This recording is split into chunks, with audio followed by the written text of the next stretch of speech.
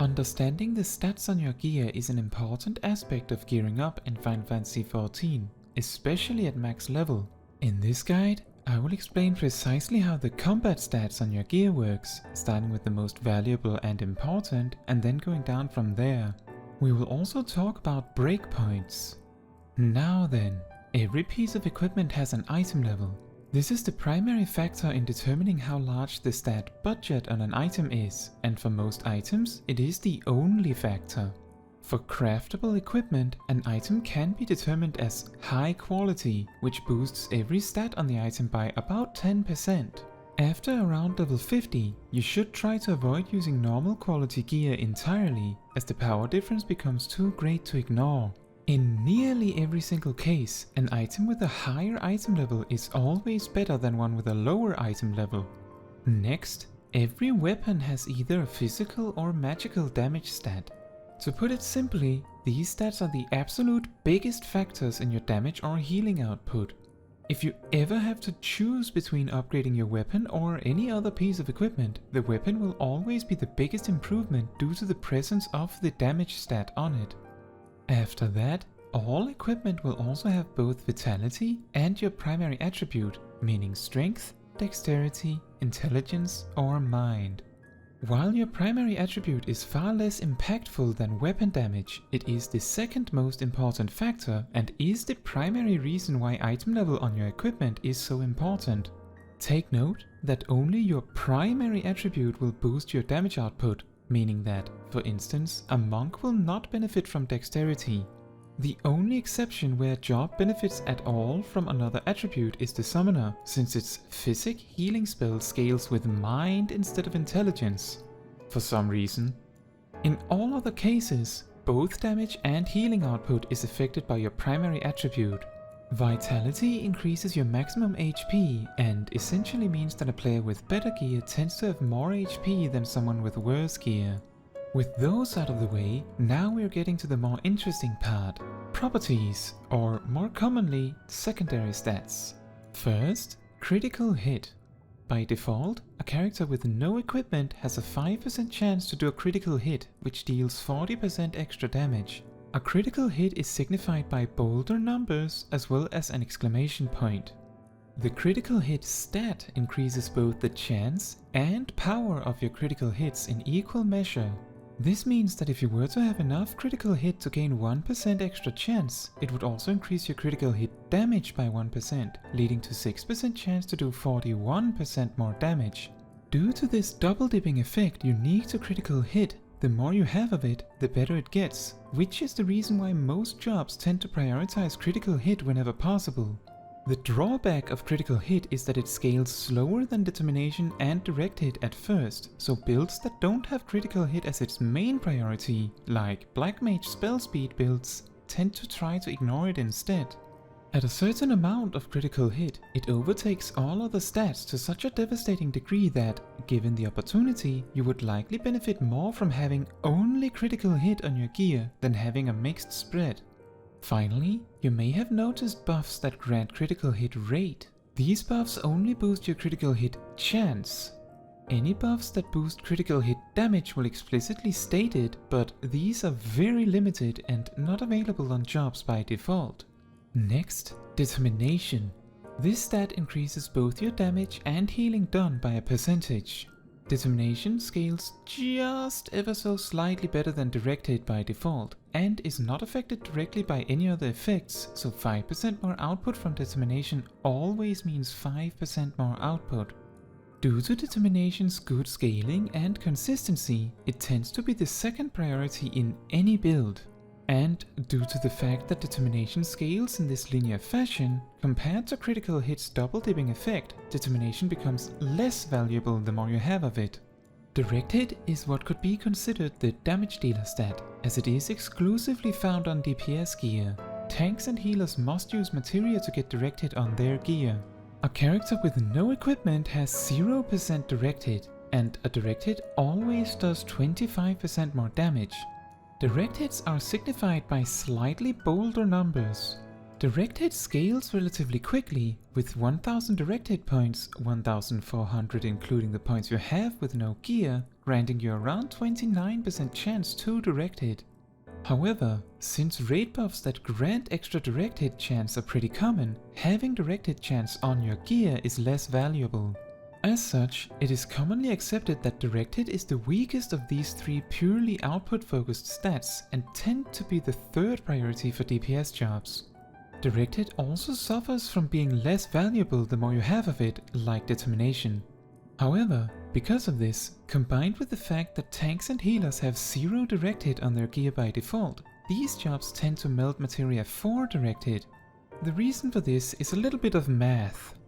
Going from 0% direct hit chance to 10% would be equivalent to doing 2.5% more damage, ignoring all other factors.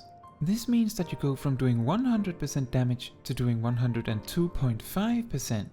Now, if you then go from 10% chance to 20%, you would be going from doing 2.5% more to doing 5% more, 102.5% to 105%. However, while this is a 2.5% damage increase literally, relatively speaking 105 is only 2.44% more than 102.5. For this reason, tanks and healers, who by default have no direct hit chance but do have determination which suffers from the same problem, scale far better with direct hit.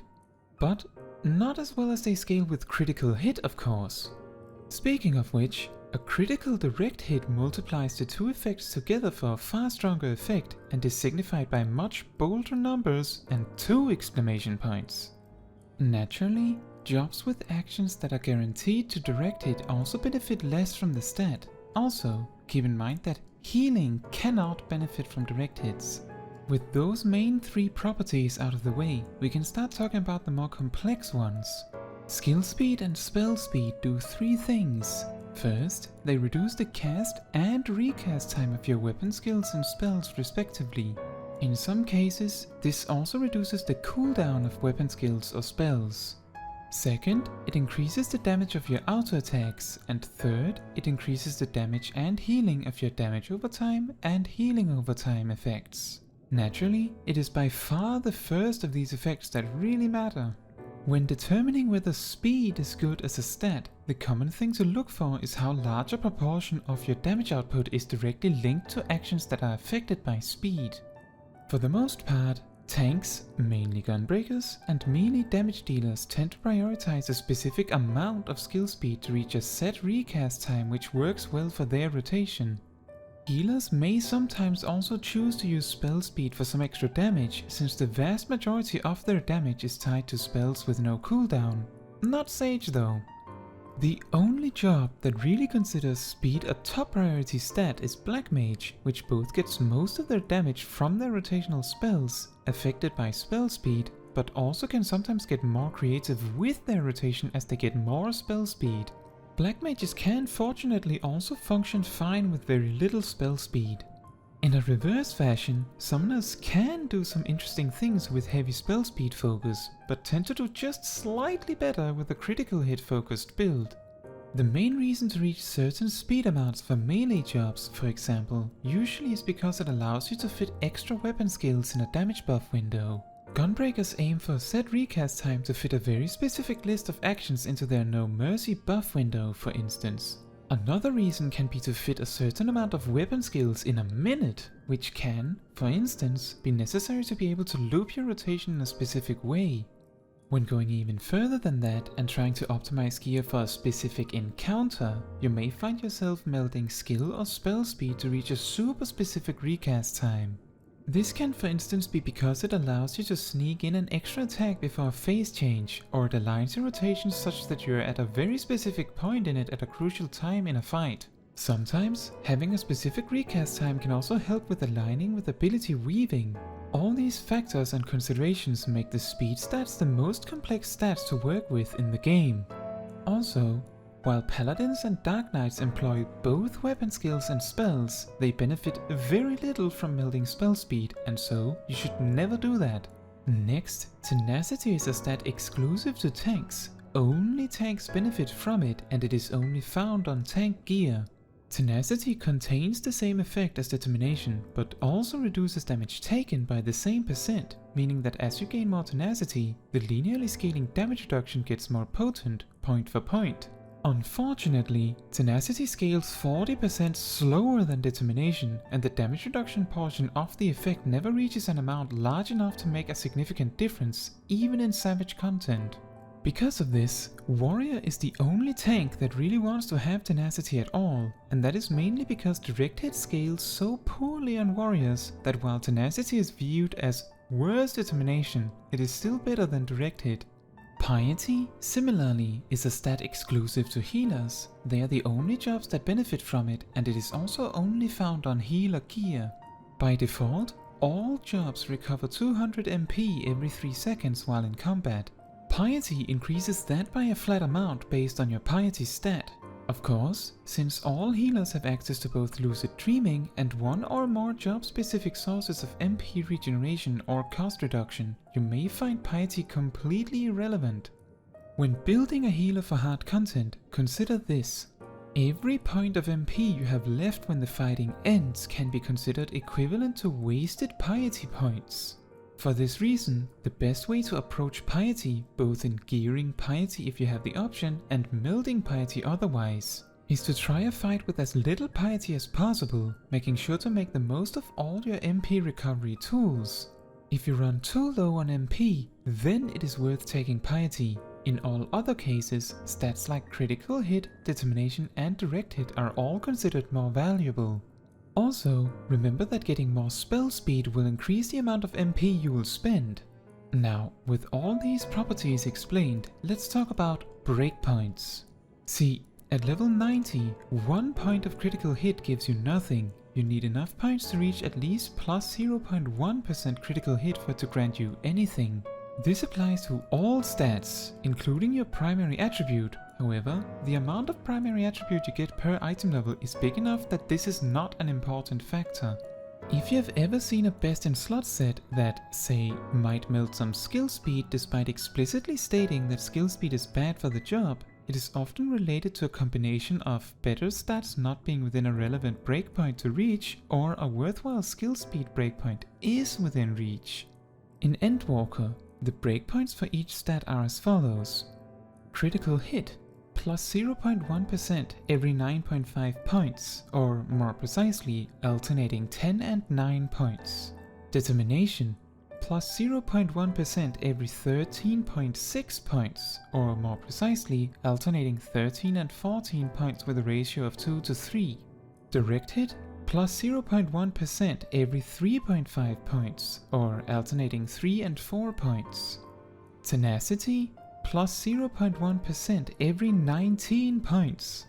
Piety, plus 1 MP per 3 seconds every 12.66 points, or alternating 12, 13, 13 points. Skill and spell speed. For a base recast of 2.5 seconds, minus 0.01 recast every 58.5 points, or alternating 58 and 59 points. Outside of hyper optimization in the interest of making a savage raid or ultimate easier, it is not necessary to worry about breakpoints, as with the exception of speed, all stats that are found on materia have breakpoints smaller than the stats found on materia. Now, there are a few stats we didn't cover earlier. Let's talk about them to be thorough. Defense and magic defense naturally reduces damage taken from physical attacks and magical attacks respectively. The main thing to consider is that healers and mages have more magic defense, while Dragoon and Reaper have more physical defense than the other DPS jobs.